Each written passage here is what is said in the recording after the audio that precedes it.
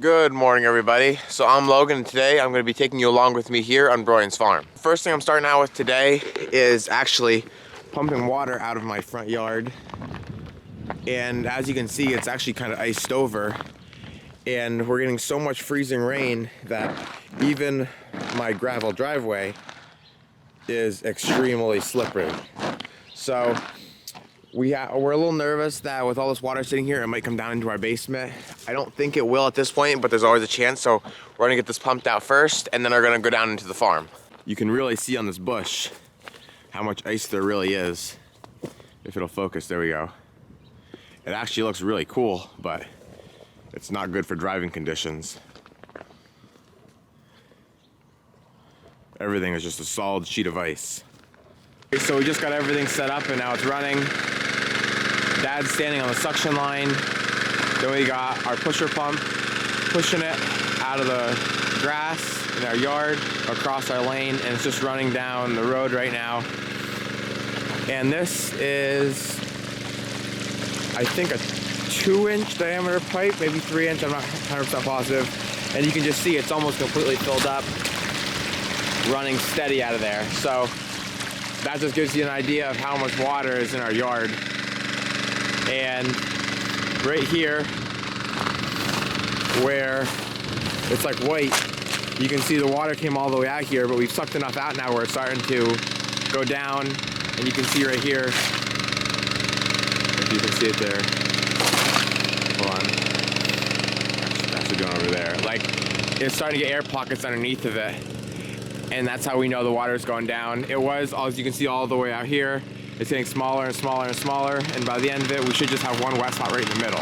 So we've been at it now for about, I'd say, a half hour, and we got a good amount down, but we let it get pretty bad. We probably shouldn't let it get this bad. Hopefully within the next 20, 25 minutes, it'll be under control. We won't be able to get all of it out just because if it gets too low, then it'll start sucking air and it just won't suck. So we're gonna get as much as we can, and then it'll be okay. But luckily, we have not had any water in our basement yet, so I don't think we will now at this point, but we're just gonna hope for the best.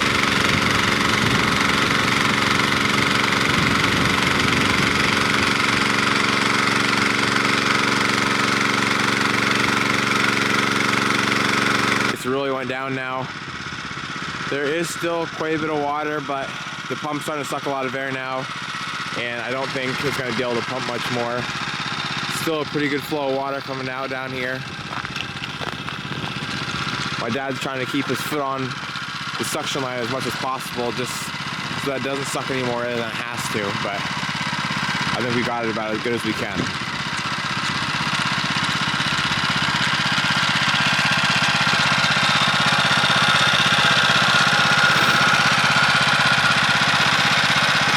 All right, so me and Dad just got finished. We got it as good as we can get it. You can still see there's water underneath there, but it's probably no deeper than 2 inches. And like I said, the pump was just sucking too much air and we couldn't suck any more out.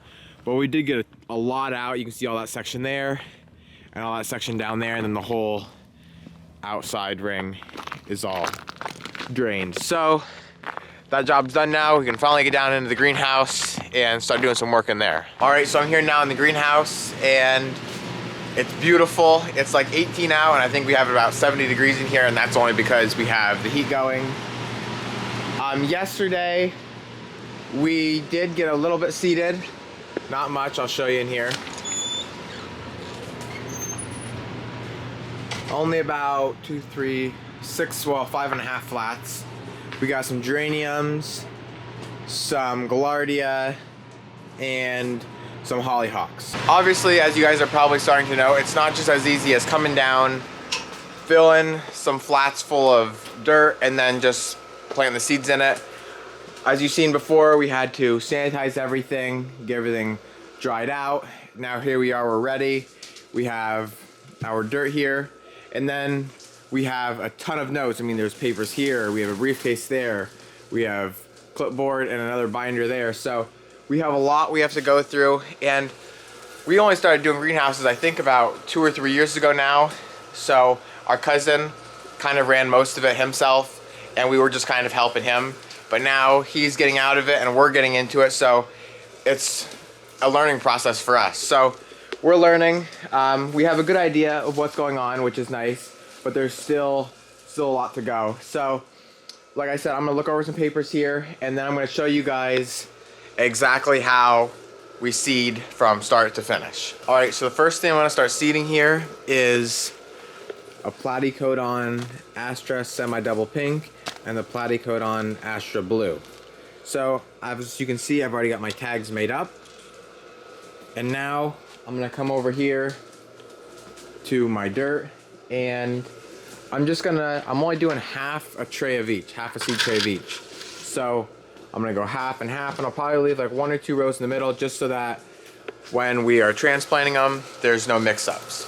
So this is a special kind of dirt here.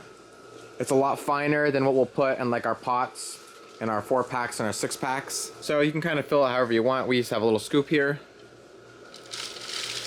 I'll put 1 or 2 piles on there. And then we have a stick here, or I don't know, I just kind of like to do it with my hand. No big deal either way. This dirt really shouldn't be chunky at all, but if there is any little lumps, you do want to get them out, because if they fall in one of those little holes, your seed might not do as good as what you're hoping. So I'll basically just go down, get this all filled, every last one right to the edge, and then I'll level everything off nice and even. And then I'll just go down the sides here, because it has this little lip on the outside of the tray, and then you'll just start throwing dirt everywhere if you don't get that off. So now that that's done, we'll come over here. And actually, I did forget a step. This tag over here,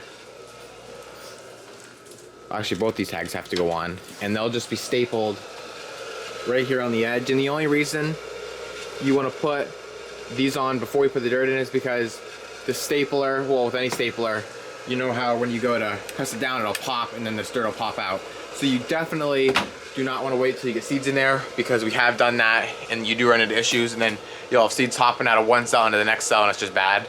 So definitely, if you are doing this, I'm sure not many of you will be, but you want to make sure you get those tags on there first. That way you know what you're putting in there, and then later on in the season, you know what you have in there. So it's just a good idea to have everything set up and ready and do it in order. That way nothing is screwed up.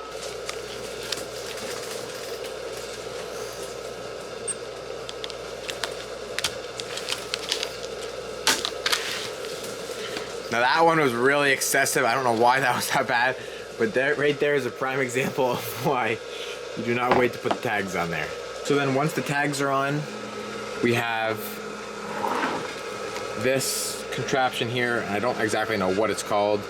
I'll have to ask my dad when he comes. But all this does is it just makes an impression in each one of these cells so that the seed doesn't sit right on top. It's actually down in a little bit, in case then we have to cover it with vermiculite or dirt or whatever we have to do. So that's what that's for, okay? So now I have it sitting. We have what's called an easy seeder, and this, it has a tray here so that I can hold our seed tray, and then this is where the vacuum connects to, and our seeds will sit in here. And then once all of our seeds fill up every one of these 512 holes, we'll flip it over onto here, and then we'll shut the vacuum off, and the seeds will just drop down and they'll sit in each one of those cells.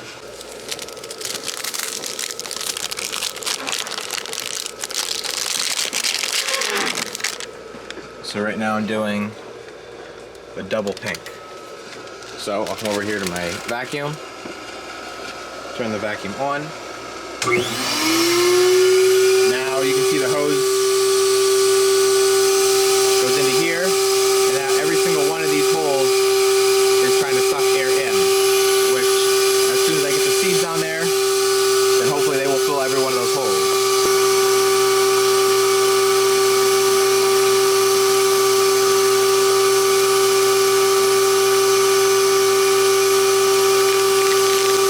That should be about good.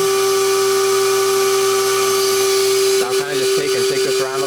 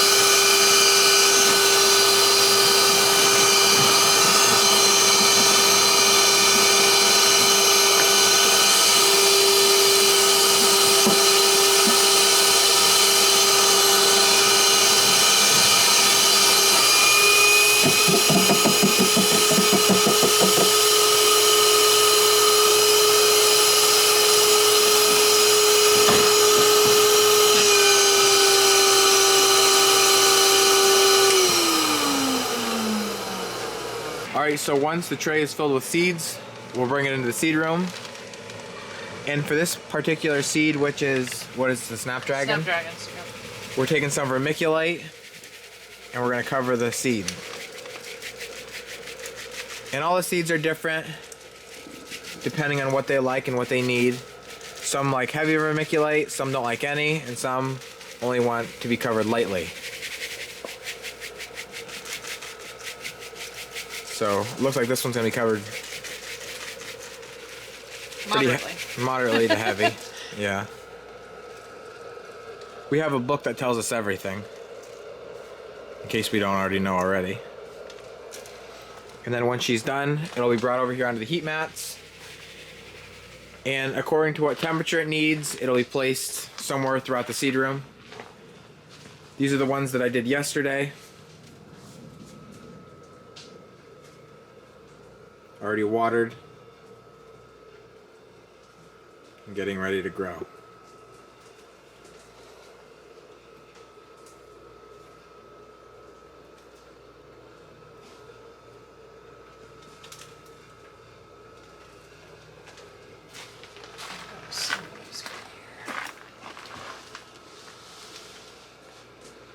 So we got the whole family working here now. Mom's getting seeds out and getting everything organized, and then she's filling the flat like you seen me do earlier, stapling tags on it. Then she's bringing it over. Yeah, that really sucks that can down. Wow. To Colton and Sydney, who are seeding. And then once they're done, they bring it in here if it needs to get covered with vermiculite, and then Dad is watering them and making sure all the temperatures are right in here.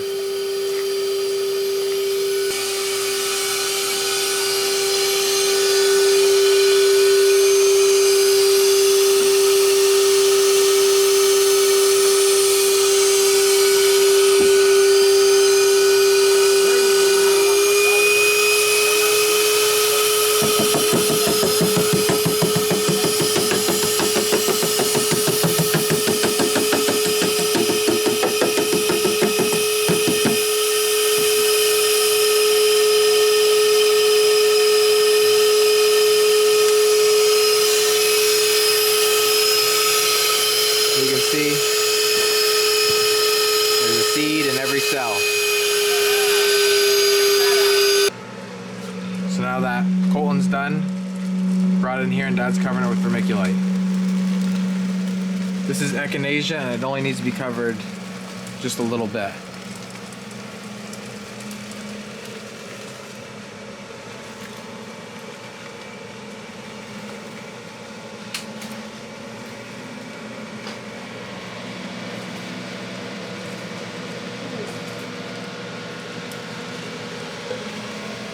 Okay. Are you ready to watch me work?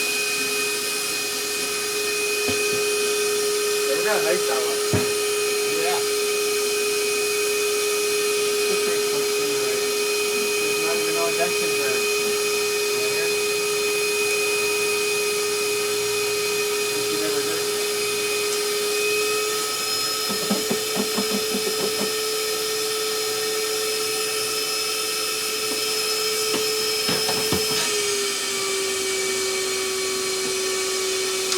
Take the board and you level it out. Scrape off the edges.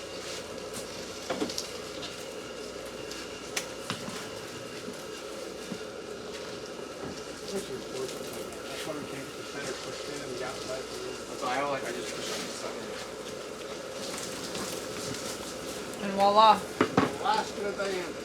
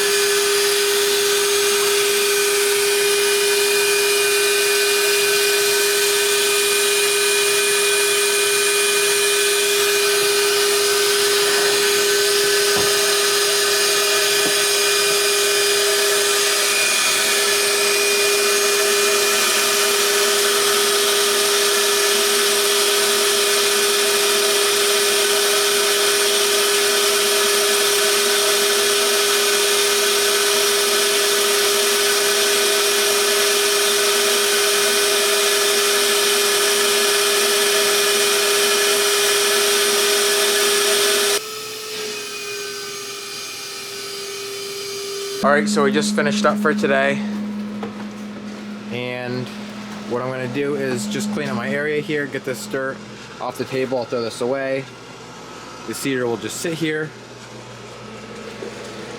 Dad's putting vermiculite on the last tray. This one's really powdery. I'm gonna remember this half tray. It's real powdery. All right. And then it doesn't really look like a lot, but this took a lot of time, and there's 512 seeds in each tray, so this is a real good start. And in a couple days, we're actually going to be having to do about the same amount again, so the seed room's going to fill up quick. Here's the latest two I did that do not have water on them yet. You can see how the vermiculite changes colors once it's watered. And then here's all of our heat probes and the temperatures in the soil. So now Dad's watering them. He has to water them up high and only barely mist them at first, or he'll blow all that vermiculite right off the top of the flat. There we go. All right, so I think that's where I'm gonna call it a wrap for this video. As always, thank you guys for watching, and I hope to see you in the next one. And always remember, it ain't much, but it's honest work.